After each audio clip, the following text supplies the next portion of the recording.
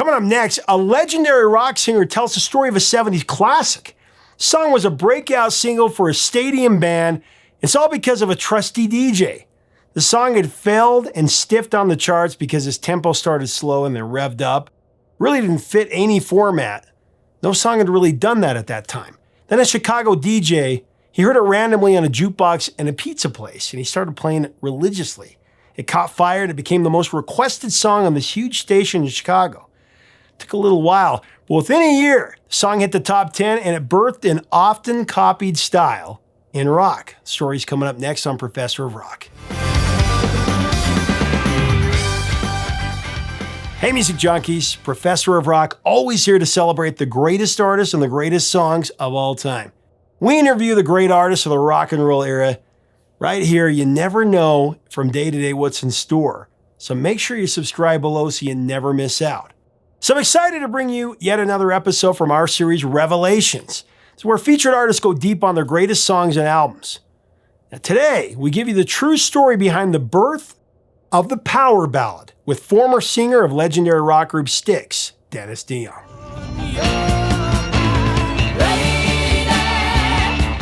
Dennis wrote it for his wife of many decades and had originally written it on an electric piano, but then he played it on an acoustic piano and he loved it. It was really the first power ballad. It starts slow and then revs up. That actually hurt the song when it was first released. First of all, the band's label Wooden Nickel, they didn't like the song and it was actually rejected from their first album. Finally got on the second album where it promptly failed. It failed to chart when it was dropped as a single. Radio stations didn't know what to do with this song because it started out slow and then it sped up. Then a DJ from WLS in Chicago was at a pizza joint. He heard it on a jukebox and he fell in love with it. He knew it was a hit. He fought tooth and nail to get it played on his weekend radio show. He had to fight it out with the program manager, who finally relented. It blew up, becoming one of the most requested songs of the year on the station. Then it caught on with many other stations, and over a year later, it went into the top 10. Suddenly, every band and their dog was copying this format and style, and from that point forward, every album had to have a power ballad on it if it was a rock group. Coming up next, Dennis DeYoung tells the riveting story of creating this thing. They created the power ballad, and yet another example of a band who is not in the Rock and Roll Hall of Fame. It's ridiculous. STYX has had, like I said, so many hits.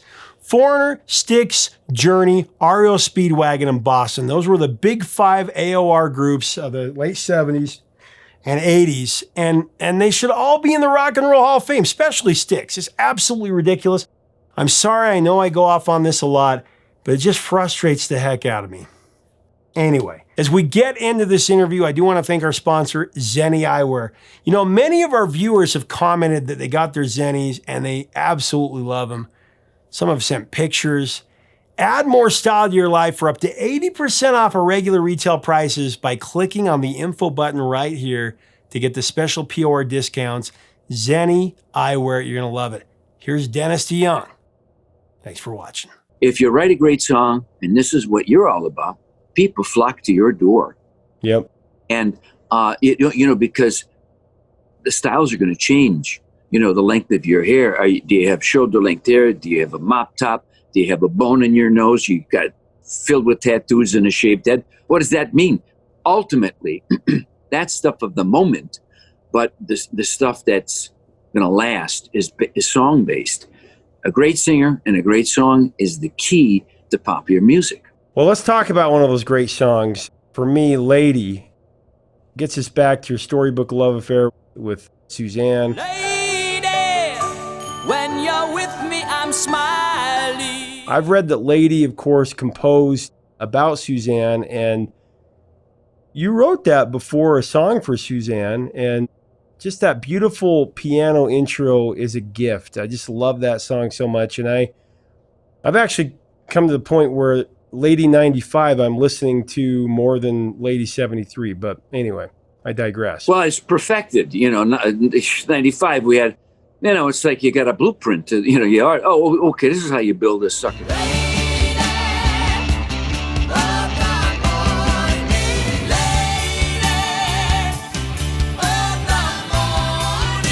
When I wrote that, I wrote it for the very first album, I was not a songwriter. I was a guy who played in a cover band. I just imitated people. That was my shtick. And we were good at it, very good band. But when you get your record deal, you had to be a songwriter. As an accordion player, I played off sheet music. Like a lot of guitar players, they have to use their ear, intonation, pitch, bending notes, and so they can hear things and figure them out. I'm the worst. Look at me. I'm telling you. I still to this day I'm the worst at that. So how do you write a song? How do you write a song? So I wrote Lady, and to this day, I have tried to understand and figure out where that came from musically. All I know was I said this before, I was listening to Court of the Crimson King when I wrote it. To the Court of the Crimson. I don't see what that has to do with anything other than ladies and lords and all that kind of highfalutin, proggy crap that was floating around for a number of years. But the piano thing, I'm not a piano player.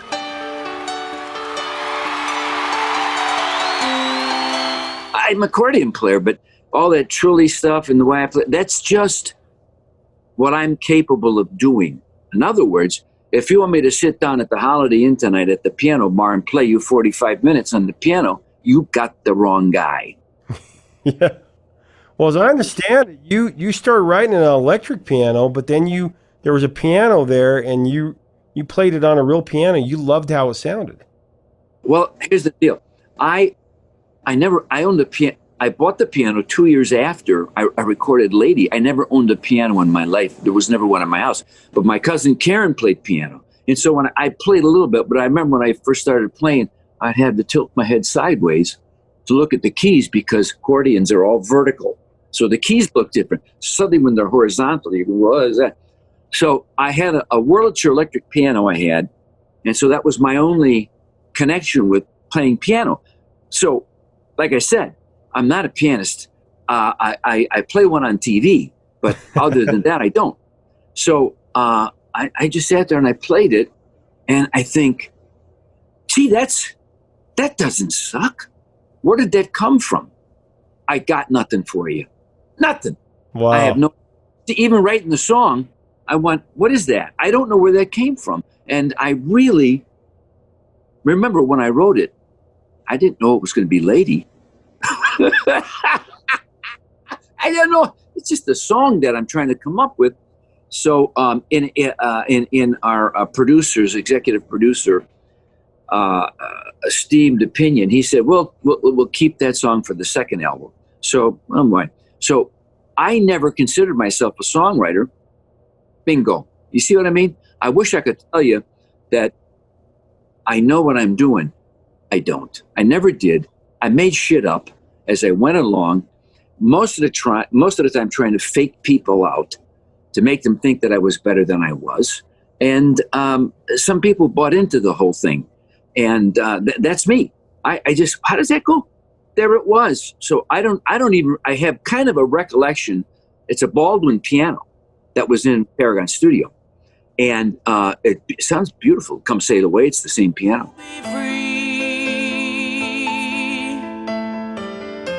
But I don't know how I did it. And like I said, right? Songwriting is a mystery. If it wasn't, you know what songwriters would do? They go upstairs, I'll write you 10 today. Oh, yeah. I got 10 for you. No, it's a mystery because when that inspiration comes, I just wrote a song yesterday because I'm trying to finish this album. And I just went to the piano and I said, Dad, I just played something standing up. I played this thing, and I thought, well, wait a minute, how does that go? And then I wrote this chord pattern, and I don't know I don't know. And even the chord rundown that I'm playing, I have never used, but there it was, and I have no conscious knowledge. You know what I'm saying? So many times I'll hear songs I've written, I have no idea what the chords are. Wow. I thought there's a chord that comes up, boing, right? There's a chord. I went, how did I come up with that? How did I think of that? I don't know. Swear to God. And, you know, songwriters will tell you, happy accidents. say you play that piano enough times, you play the wrong chord because you're thinking right and you're trying to write. And that chord, you go, wait, that's wrong. No, wait a minute, that's right. And that chord gets in there because here's what you have. You have your frame of reference. It's in a circle. There it is. This is what you know, okay? All this other stuff out here, you don't know. And so how do you get over there? I don't know. But every once in a while, there's a leak in the circle. It opens it this much, and an idea comes in, and still, it doesn't feel conscious. Wow. Well, there's so many exceptional moments on Lady. The vocal performance, I think, is one of your best. And JY's stellar guitar work.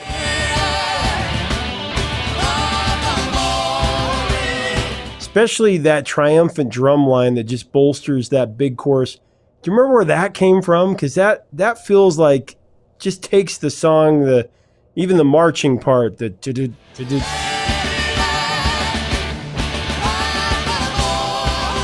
Yeah, that's a bolero. Although bolero was not in 4/4 most of the time. I mean, like Ravel's bolero, the most famous of all of them.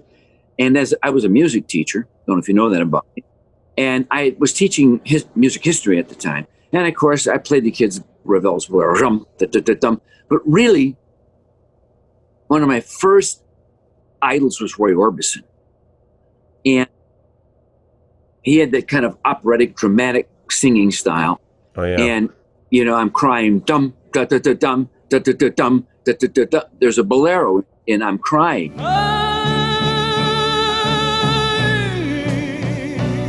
So I thought, well, let's do that. And we did it, and it worked good. So, but once again, you just make things up, you know, and we don't really know what the hell we're doing. Because I just did this video for a song called With All Due Respect, and it's about the news media, and there's a news flash that comes in the video. It says, "This just in, nobody knows nothing." And that's exactly how I feel. Because right now, as we zoom through the universe, you with me? I know you are. We're a bunch of brajioles. You know what a brajiole is? I don't. Okay. It's Italian food. They take flank steaks, slice it very thin, and then they put stuffing stuff. You know, they put spinach and garlic in. Yeah. They roll it up like a rollatini, and they tie it with string. And then they cook and they simmer it in sauce. But we're brajioles. All we are these plops of meat with stuffing inside, which held together by string, flying through the universe. And all we have to do, we keep, you know, deluding ourselves that we know something. We don't know nothing. And has it ever been more apparent than the last 6 months? No. So that's how I view mankind. And I always have in some ways, thinking, you know, we're pretty good at puffing ourselves up. So as a songwriter and as a creative person, you got to put in the time. You got to put in the hours. You have to draw on everything within yourselves to get something good. And the most important thing to do is be able to recognize when you're not doing something good, when you're just doing something okay because you can do it. And the hard part for some people is they never I've worked with people who are very talented people who they don't have the ability to recognize that incredible idea from that good one. So those people should have a producer or a muse or a best friend who can say, you know, there it is. That's the stuff right there. So we're just making stuff up, just like you. Yep. You got your pork pie hat. You made that up. Yeah. Well, actually, it's a tribute to my grandpa, who wore these all the time when I was a kid. And then I love Sinatra too. So when I started to lose my hair, I thought, well, I used to wear those hats of my grandpa, and he's such a great man. I'll keep his memory alive. So that's a little bit more stated. But yeah, I agree with you. I think we make up the things that we have, and we just go with it. We successful ones are good at fooling people. That's right. That's right. Well, it's an interesting story because it was originally released in '73. Song was a big hit in Chicago, initially failing to make the national charts, but the song got a second chance, large part because of the persistence of a DJ, Jeff Davis at WLS. That was a powerhouse top 40 station in Chicago. Tell me about that. I think that's an interesting story. It's a great story for anyone who ever aspired to be anybody. I'll just make a couple corrections. What happened was originally released in 73, a total stiff. Nobody. 3 stations. Provo, Utah, Little Rock, Arkansas, and an FM station in Chicago. Played it. Nothing. It was my first foray as to being a songwriter. You know what the American people said to me? We don't care for you. That's how I took it. So, but because we had no record success, we were on a local record company. We kept playing in Chicago. Every weekend, Friday, Saturday, Sunday, playing dances, college things, da-ding, da-dum. And little did we know, it was people would go home from the dance, the kids, and they'd call up WLS and request a song. And WLS went, we don't even play this song. Where are these requests coming? So with the release of our 4th album, was our last album, we had no more record deals.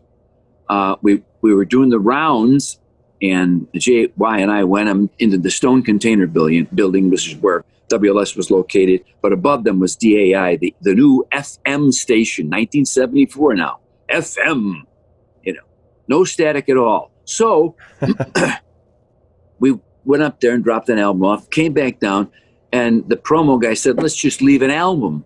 We walk in, we go to the receptionist, and we says, here, we'd like to leave this. And she says, who are you? STYX. The call goes in. Out comes the program director, Jim Smith, not Jeff Davies, Jim Smith. He ran the station. He says, come on in. Hey, was like going to see the Pope. We're in the Vatican here. We sit at this table. He looks at Man of Miracles, which was the album. He says, I'm not going to play anything from that. Sets it down. He says, but tonight at 8 o'clock, I'm going to play Lady on the John Records Landecker show, which was the biggest show in Chicago. And I'm going to play it once tonight, see what happens. I think it's a hit.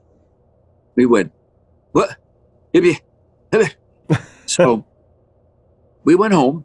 I went home into my house, and I told my wife, what? Lady? That was, well, no one liked it. So 8 o'clock, it played, baby. And it was an epiphany. And so my wife and I danced. It's a little tiny kitchen, and there's a little Motorola sitting on top of the fridge, right? And we danced the Lady.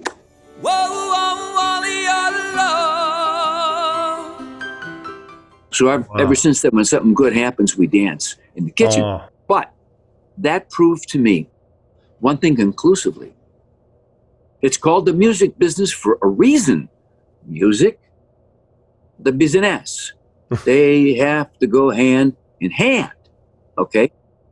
And because it was a local record company with no promotion power, they didn't do anything to promote the record.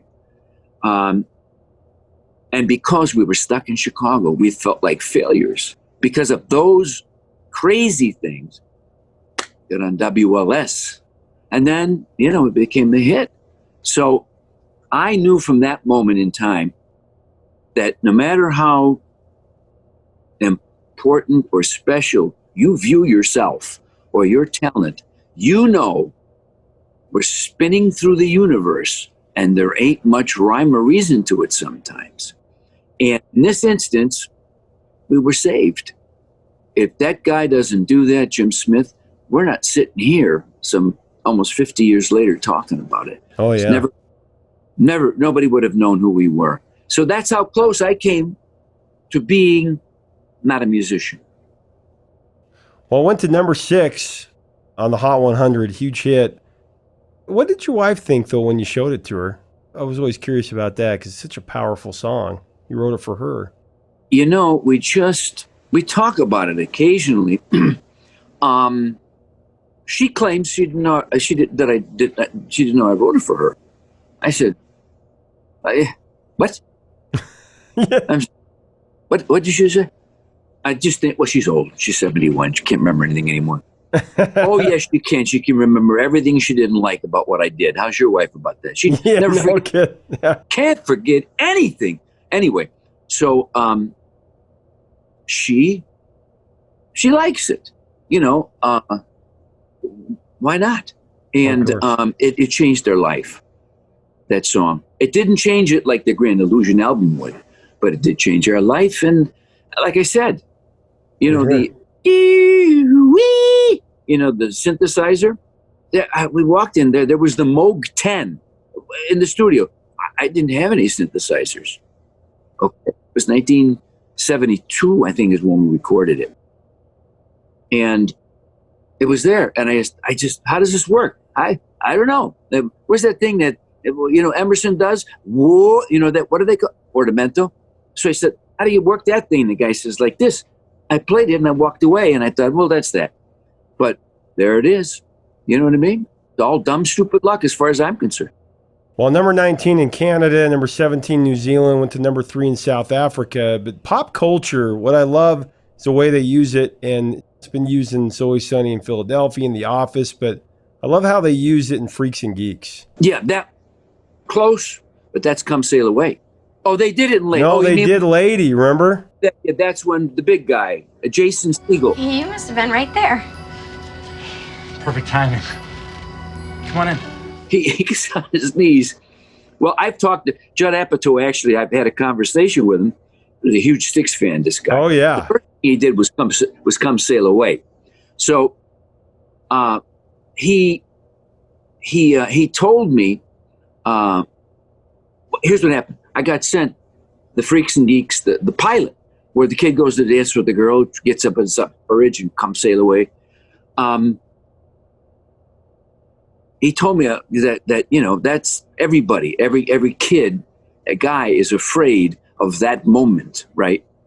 And when Jason Segel falls to his knees and singing this girl Lady, somehow I tapped into that adolescent romanticization, is that it, of love, because you're 17, 16, yeah, you don't know, but all the hormones and emotions come pouring out. It's in that lyric somehow, because when I go back, I swear to God, when I go and look at the lyrics to Lady, I think, yeah, that guy hasn't written a lot of songs. That's what I think when I hear the lyrics. Right. I swear to God. Oh, but man. I did, you know what I mean? It wasn't, what's the word I'm looking for? It wasn't profound. There was a little bit of awkwardness in there, which is good. Yeah, it sounds that's how you feel, that coming of age awkwardness of that you're trying to work out your feelings of how you feel about this person. And he's talking the words. That's what's so great about it. When he's saying it to her, he's like, Lady, when I'm with you, I'm smiling, When you're with me, I'm smiling. It was great. It's great. No, I love it. When he did that, I thought Judd Apatow just tapped into exactly how I was at 16. I was saying that same thing, listening to Lady, thinking of my crush that didn't know who I was, that kind of thing. And he nailed it. And it was a perfect song for it, too. This song says all the things that I haven't been able to say to you. But old school, perfect man, Homer. When you're on The Simpsons, that's when you know you've made it. This really is hell. I love that one. Yeah. Oh, this truly is hell! Well, let's talk about the new album, multi-volume collection, 26 East, which was your address growing up in the Chicago area. It's where the band was formed, in that basement at my mom and dad's house. And my brothers lived across the street. Like we talked earlier, walked over, boom, let's have a band, kind of band.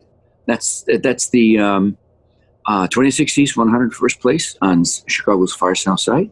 So there's a volume 1, which is out now. Volume 2. I'm just finishing up volume 2 right now. And so the record is essentially, what is it? I'm 73. It's my life experiences, everything I can remember and tell you about, how I feel about things, because all I do is this. This is all I do. I find some chords on the piano. Then I find some notes that I like that go on those chords. Then I make up words that fit on the notes. Yeah. And I give you I give you my perspective on my personal life and the world at large, hoping that you will find yourself in my song, my story. That's it. That's what I do. And if you get it right, they treat you pretty good. So that's what the album is. It's a combination of, you'll hear lots of STYX references. And then I was in that band, as I recall. And then there's going to be some stuff that appeals to me. To the good old days, to the sweetest years. Hey, leave us a comment about Dennis DeYoung and the 70s power ballad. What is your favorite power ballad of all time? Do you think this is the first power ballad? What do you remember about this song? And STYX, another Rock and Roll Hall of Fame snub. What do you think about that? Let's have a discussion below. If you like our content, we do invite you to become a full-time member of this music community, to have great discussions about music. Subscribe below. Until next time, 3 chords, my friends, 3 chords and the truth.